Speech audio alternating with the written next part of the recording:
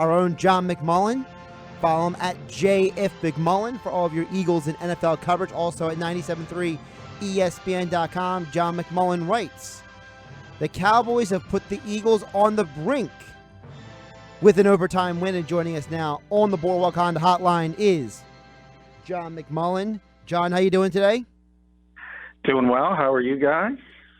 Doing pretty good, John. So, one of the things I think that, you have touched on, other people have touched on throughout this year is the fact that, and I know this sounds very simplistic, and I know this sounds very cheap, but I do want to start here because I think that this is something people have to be reminded about, that the team that we are looking at this year may have players from last year's team, but for all intents and purposes, just doesn't have the same vibe and feel as last year's team. And I think that, whether it's you or some of the other guys who cover the team, you guys have pointed this out, that this is not the same football team. No, there's tremendous turnover every year in the NFL for every team. And I always talk about that's, sort of what has defined the greatness of Bill Belichick and the Patriots and why I think he's the best coach of all time, even though he made one of the dumbest mistakes ever, which proves – I'm on a tangent already – which proves even the best can make mistakes. But it's always different, and you have tremendous turnover. And from the Eagles' perspective, not only do you have that turnover, but you also had a bunch of the returning players. And I talked about this often with Mike, that were coming off career years, and it's very unlikely that they were going to be able to duplicate what they accomplished last season. And I think all of that has kind of added into the mix, and what's turned out to be a disappointing campaign, and the Eagles are on the brink and likely not going to be a playoff team. John, one of the things this year that we have pointed out is the fact that the offense is struggling. You point out in your article that the Eagles offense, I like the word you use, it was bad. It was bad for 3 quarters. And, we hear all the time in sports about how teams, they start the game with the X number of scripted plays. Is it too much, or am I reaching too far to say that maybe part of the problem with this team's offense is the fact that Doug is just scripting bad plays to start a game? No, because I think by and large he's scripting similar plays to last season, and I think that's where the execution comes into it. First off, I think people have kind of a misnomer about scripted plays and the narrative around the league that it's 15 plays, but it's really not. It's first and second down, and it's more ideas. It's more themes that you go into a particular game with a game plan, and then if you get to a third down, you're into your third down package, or if things go well, which they haven't for the Eagles much this season, you're in your red zone package. So first of all, there's not really 15 scripted plays, and the second part is, look, the Eagles just don't convert on third downs well, and situational football is where they dominated last year. And you go to yesterday's game, was worse than normal. I think they finished 1 of 9. And Doug has constantly pointed out, it's been a theme of this season when people talk about the run-pass ratio, and I know they'll talk about that, and Josh Adams had a big run, and then he disappeared. Look, they don't convert third downs. They didn't run the ball or pass the ball. I think they had 17 plays in the entire first half. They never converted. So they never had the football to do either. And when you look at the final play counts in Dallas at 99, even Chip Kelly chuckles at that, how many plays they got to run in that game. It was almost astonishing that the Eagles even got to overtime, and they only did because of a bunch of miscues from Dak Prescott. That's the only reason they were in the game. John, when you look at Carson Wentz, and listen, I have been his biggest person to kind of say, listen, he's got to get over the injury, yada, yada, yada. And there were people that were texting and calling me yesterday talking about Nick Foles, and why don't they bring Nick Foles in? Has it really gotten to that point when it comes to Carson Wentz this year? I hope not. It's what is today, December 10th? We're officially 1 year out from the surgery today. and it was always going to be a lengthy process as far as getting back to where he was pre-surgery. I think for the most part he's done well, but he has been frustrating at times, and I think there has been some regression since the injury with decision making. And with mechanics as well, which I don't think people have talked about as well. You saw that one smoke screen where he just threw into the ground. Well, that's mechanics. That's not getting situated, your feet and your body correctly, and getting the football out and putting it to where the receiver can do something with it. So there has been some regression. It is disappointing.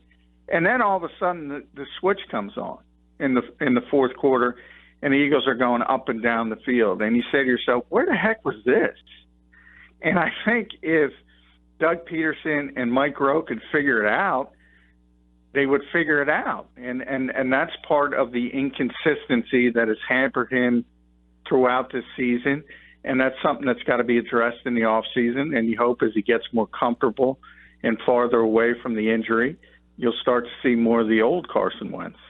Looking at the big picture for the rest of this year, the Eagles are still mathematically in it for a wild card and even for the division, albeit unlikely. Me and Josh were talking off air, and we were saying if they were playing anybody else than the Rams, maybe we'd give them a chance to at least keep it another week alive. But it just seems more and more that this season is over. Do you see a situation where if the Eagles are mathematically eliminated, they just let Carson sit the rest of the year and kind of get his mind and his body right? You never say never. I don't think they should because I do think, look, he's got to improve in certain areas, and I think it's important for him to be out there. And it's important for him to kind of fix some of these things that have plagued him throughout the season. So, I mean, if there's any kind of issue and they're completely out of the playoff hunt, sure, I would expect him to err on the side of caution then, but if he's healthy, he's got to play because he needs the reps. And I think people forget he's still a very young quarterback, and there's still a lot to learn. And for all these guys, I mean, we sort of crown him, and he probably would have been the MVP last year. I think he would have been if he didn't get injured. But we've seen it before. We've seen Derek Carr look like $1 million and get his $25 million a year contract. Now he looks awful for the most part. You even saw Jared Goff last night. I mean, against that defense in the cold. And all of a sudden, Sean McVay is still using that check with me offense. And when things aren't going right, you start to think to yourself, well, what the heck is going on there?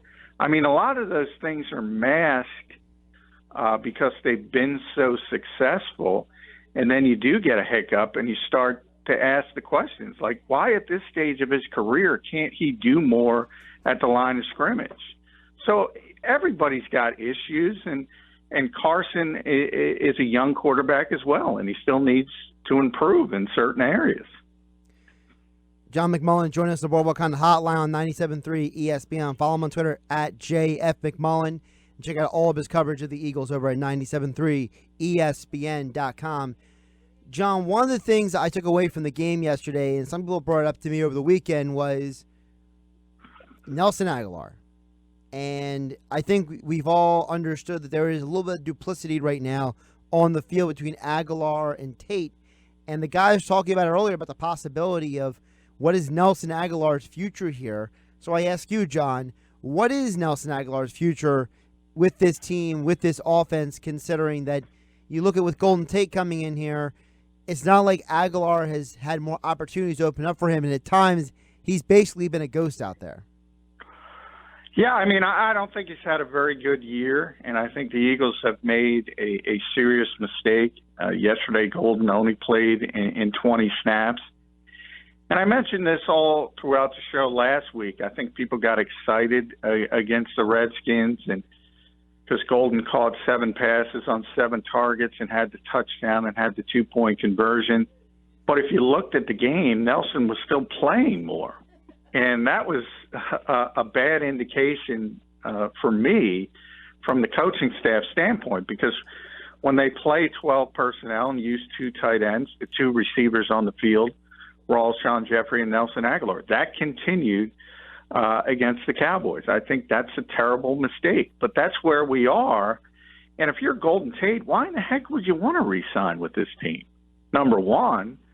So if from that perspective, I mean, Doug seems to like what Nelson Agholor brings to this offense.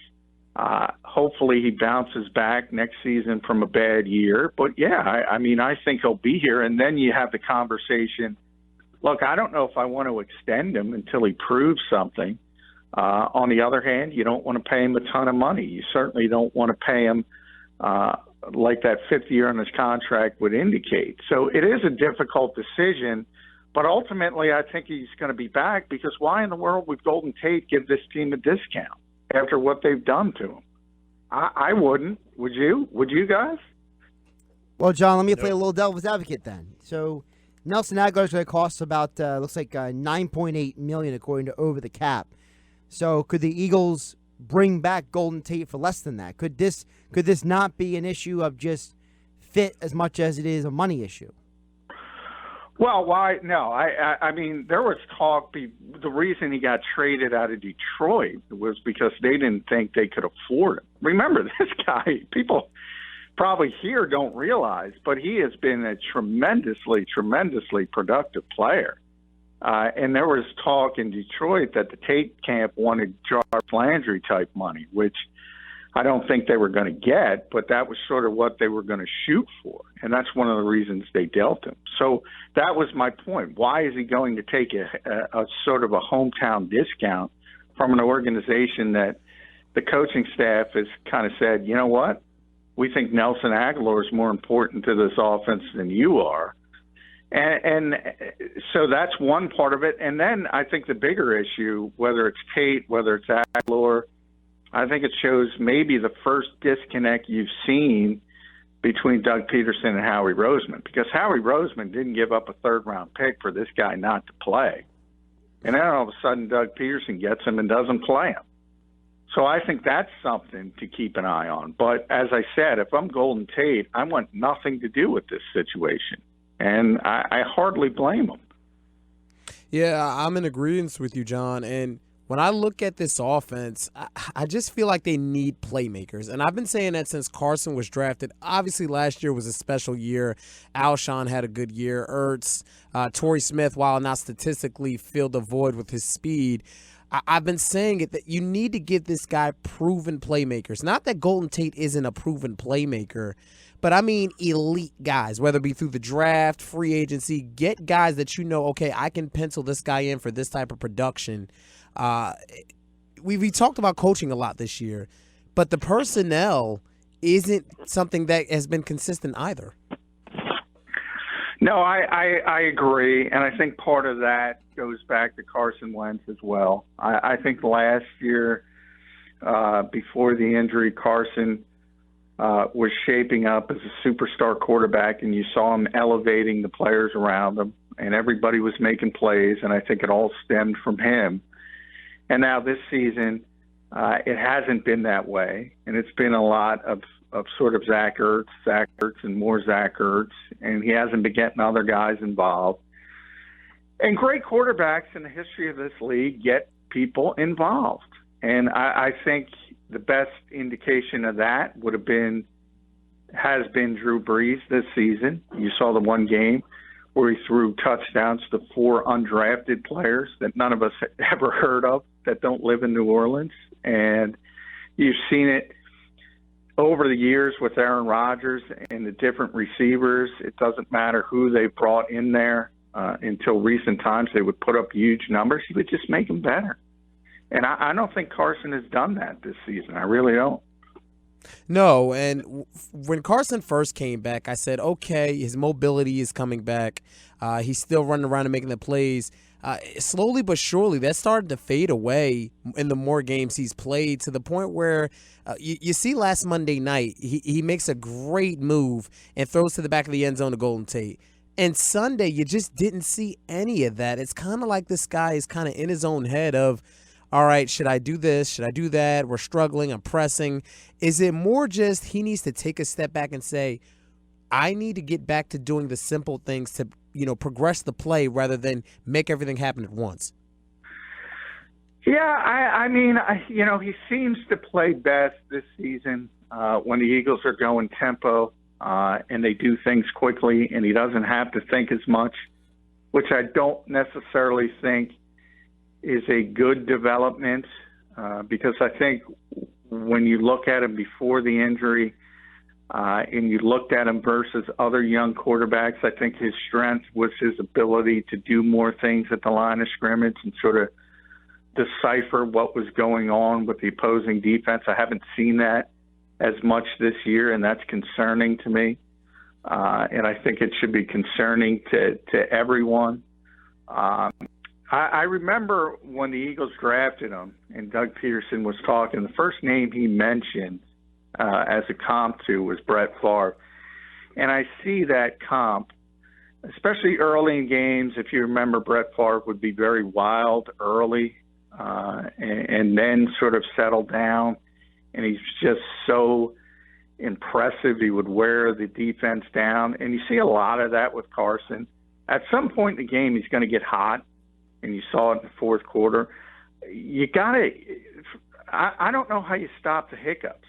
And it should never be like it was in the first half when you can't convert a third down and you can't stay on the field.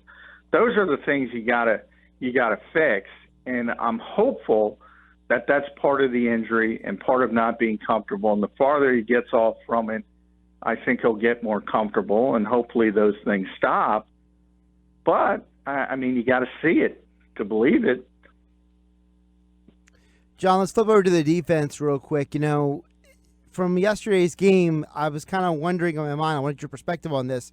How much of that game yesterday was a byproduct of them just being on the field for over 40 minutes of game time versus the lack of depth they have in what led to a team that, let's be realistic, they were really good defensively for 3 quarters, and it just seemed like in the fourth quarter and overtime, they just ran out of steam. Yeah, I mean, 99 plays. That's you just don't see that. Even I mentioned before, you go back to the Chip Kelly era where they were on the field forever at almost every single week. You didn't see numbers like that. Now, part of it is obviously the overtime where they were so gassed and obviously never got the ball, and they could essentially, you thought they were going to run out the entire clock, all 10 minutes. Yeah, they had nothing left. So I think late that was part of it. Obviously, the cornerbacks are a part of it. It's difficult to play without your 2 starting corners. And Sidney Jones has not been good, let's be honest. And he keeps going out, in and out with the hamstring injury.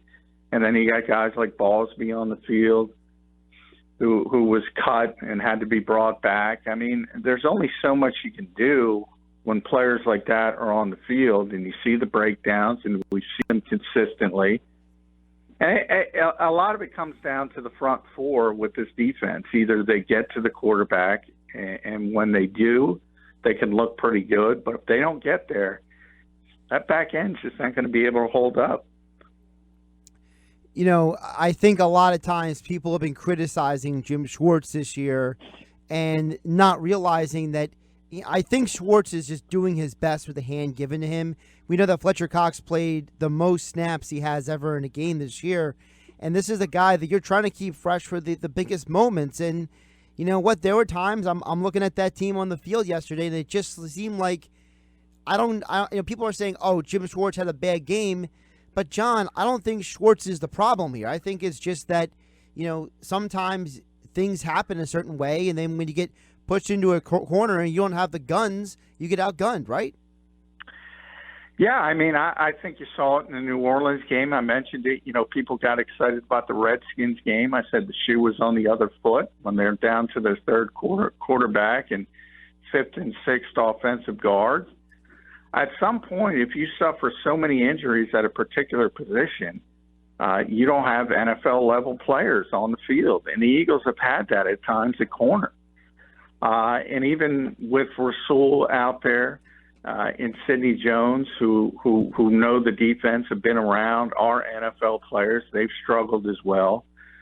But when you get down to the Ballsbys and the Chandon Sullivans, who wasn't even active yesterday, and the Cravon LeBlancs, which the Eagles have gone to at times this year, and guys like LeBlanc are now a big part of this defense, that's not good. I don't know.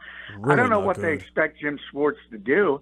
And the irony is, because you have so many people who, I don't know, they play Madden and it works on Madden. So they're like, blitz, blitz.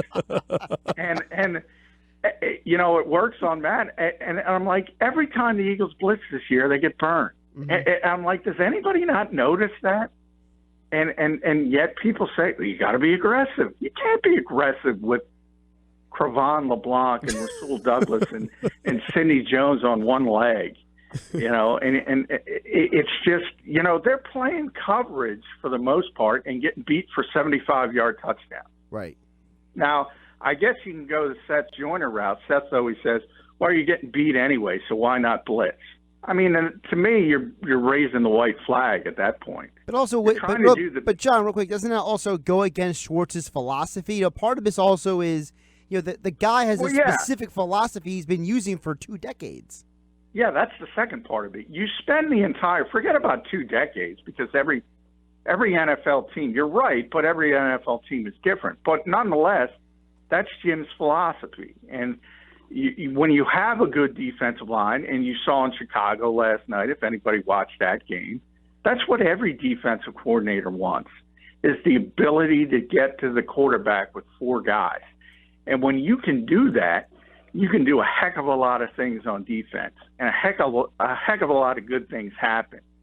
But from what you're trying to say, Josh, you spend the entire offseason, the entire training camp, building your scheme a particular way. You practice that way every single day.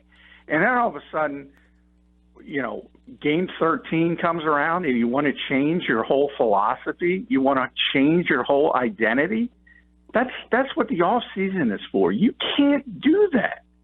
You can't completely change. And I think, obviously, the vast majority of people don't understand that. You can follow him on Twitter at JF McMullen. He joins us every day at 4 o'clock here on the Boardwalk on the hotline on 97.3 ESPN. Check out all of his coverage at 97.3ESPN.com, and also on the 97.3 ESPN mobile app. John writes every single day about the Eagles, covers the team each day, and we'll be giving you updates throughout the week as well as the NFL. John, appreciate your time and have a great day. The refs were terrible, John.